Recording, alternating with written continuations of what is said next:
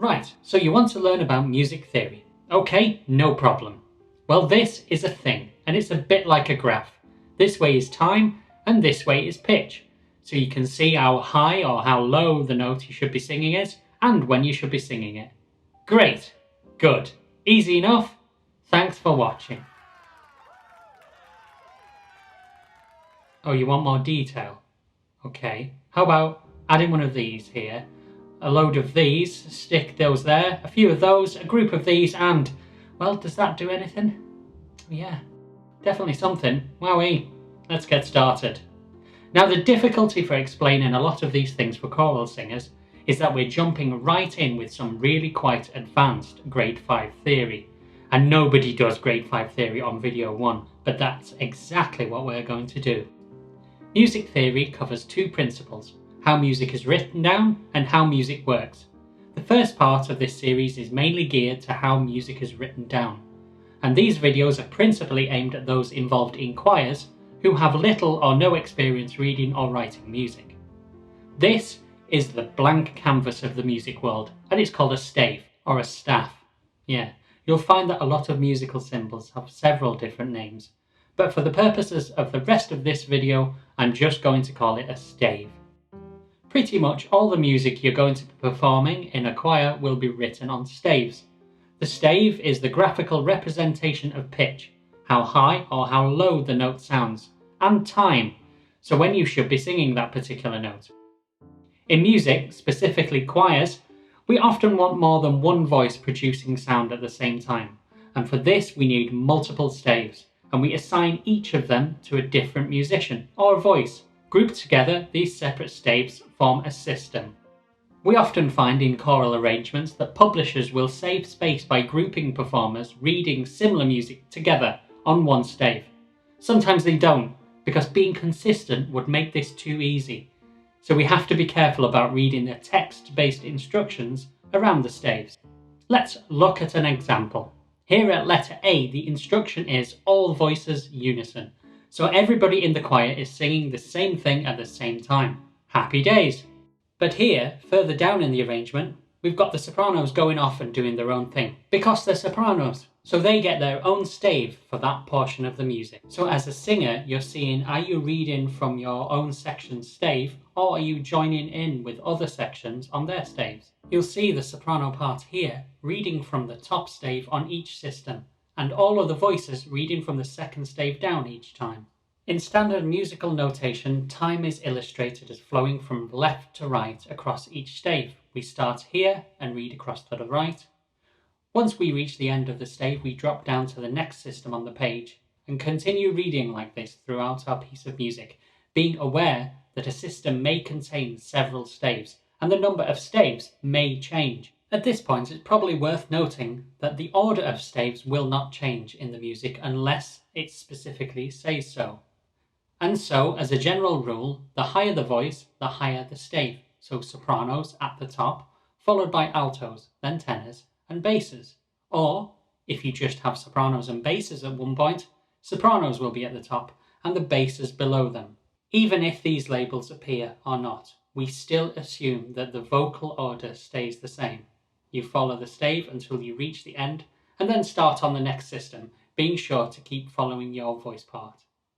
In some choral works, the publisher will decide to lay out their music like this. Each voice section has its own stave. The piano has two staves because they have two hands to play with, so that's fine, and pianists are special. Another way of laying out the same music would be like this, where the voices are grouped together. In this case, the sopranos and altos share a stave and the tenors and basses share. You would use this layout if the voices are singing similar music or because you want to save some paper, and printing is ridiculously expensive. A lot of music uses a combination of the two. So if we quickly create some wonderful music here with some absolutely deep and meaningful lyrics that we can all feel in our souls, and then if we recreate that music in an abbreviated form, we can compare the two. You can see here in the condensed version that the altos share their stave with the sopranos, and as such their stems are pointing down and the sopranos have their stems pointing up. In the expanded version on the left, the stems can point in any direction they like, except sideways, because that would be silly. And it actually doesn't make a blind bit of difference to how you would perform the music or who would perform it. Pretty much all music you are likely to perform will contain a beat. That is, the beat is often defined as the rhythm listeners would tap their toes to when listening to a piece of music, or the numbers a musician counts while performing. the beat gives the music a sense of structure for the listener and for the performers. From a musical notation perspective, this is where these numbers come in handy. They tell us how many beats that are contained within a bar. Oh, hang on, you might not know what a bar is. Let's have a look at that. A bar is the content written between these two vertical lines. It's a handy way for an ensemble to synchronize themselves. As long as the beat after this line is in sync, you can't go far wrong through the entire piece. So, unless we get a specific instruction to change things, the amount of time between these two lines is going to be the same as between these and these. You get the picture. It's all the same. So as I was saying, these numbers tell us how many beats are contained within each bar. 4 at the top, 4 beats. 3 at the top, 3 beats. Simple. 2 at the top, 2 beats. 6 at the top, 2 beats. Or sometimes 6. Wait, what? See, we get to a thing called compound time. And things start to get really weird. And we need to talk about all the ways that we can subdivide these beats. So we need to look at the actual notes. And if any of that I've just said sounds a bit Greek, stay with me, I'm getting to it. So the way I like to explain this, the way that gives me the warm and fuzzies, is to start with a really simple note, the simplest note we can possibly get, just a circle. And this is a long note. It's called a semibreve, which, as the name suggests, is half a breve, but you don't see many of them out in the wild anymore. So, like the climate emergency, we're just going to totally ignore them. So this is a semibreve. It's our longest note. It's sometimes called a whole note, which is helpful because it makes it sound huge. Then we can split a semibreve into two. These are called minims, or half notes if you're American, and we've done that by adding a stem to the semibreve. We've added a thing and it's got to half its original length. This is the pattern that continues.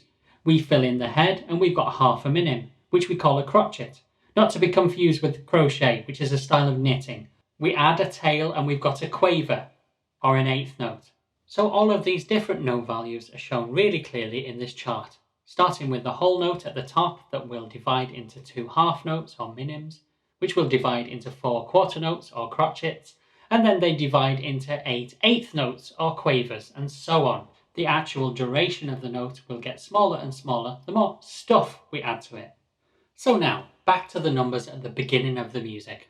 We talked briefly before about how the top number tells us how many beats there are in each bar. But as we also discovered, it isn't always as simple as looking at the top number and that's the answer. The bottom number, however, is a little easier to understand now. If the bottom number is 4, then the beat is represented by a quarter note or a crotchet. If the bottom number is 2, the beat is represented by a half note or a minim. And to go the other way, if the bottom number is 8, then the beat is represented by a quaver. So now, you might say to me, Jason, why is the beat represented by different musical symbols? Why do these different time signatures even exist? And I would say to you, how did you get into my house?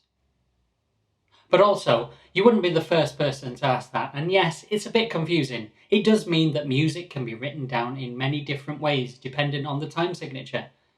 And this is why the time signature is so important to identify what type of note represents a beat and tells us how to perform it. Let's use a little visual aid to clear it up.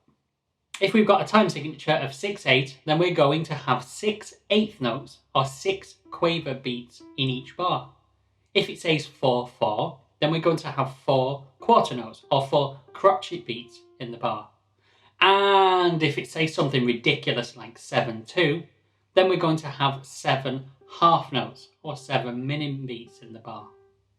Now the thing is, sometimes the music calls for us to subdivide our beat by 3 rather than just 2, because some days you've just got to go a little bit crazy. Remember when I said, if there's a 6 at the top, then there are 2 beats in each bar? Well, let me rephrase that a little.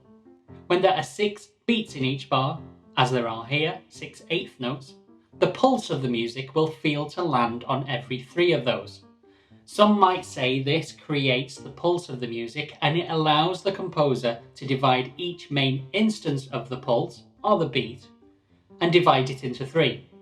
Whereas we discovered with the chart before, we can only divide each type of note into 2. So it's probably around about this point you're wanting to have a lie down in a dark room and cry yourself to sleep while you pretend music theory is just a monster under the bed. But it's not. It's very real. And I would also like to say hang on for a couple more minutes because we need to talk about dotted notes. Essentially what a dot does, written next to the note head, is it extends it by half its original length. That's it. If it started out as 2 beats, it's now 3. If it started out as 4 beats, it's now 6. So here's a quick musical example of both simple time and compound time. I know, it's so exciting. Starting with simple time. This is in 2/4, and each of those quarter notes or crotchets represent the beat. Now we can subdivide those beats and add a second layer which contains just 8 notes.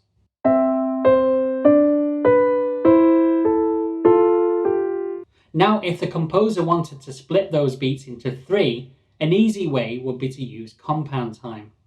So here's the same music as the first example, written out, but now as dotted crotchets in 6/8 time. Notice now each dotted crotchet represents the beat.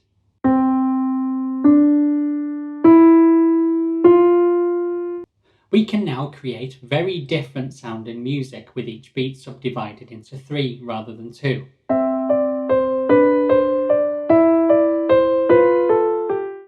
So this ends our introduction into understanding how music notates time. Yes, this really is just an introduction.